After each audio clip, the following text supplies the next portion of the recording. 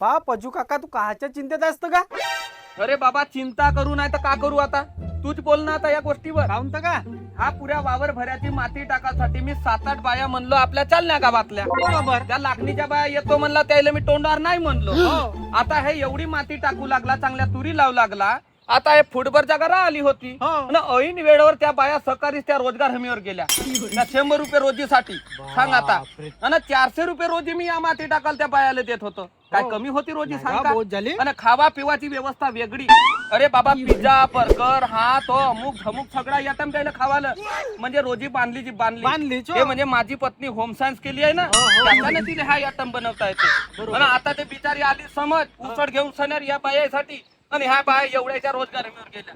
मग आता कोण खाल तेवढा उसळ सांग का? तू तेवढा टेन्शन नको घेऊ पजू भाऊ. तो उसळ पूर्ण खावाची जिम्मेदारी माझी.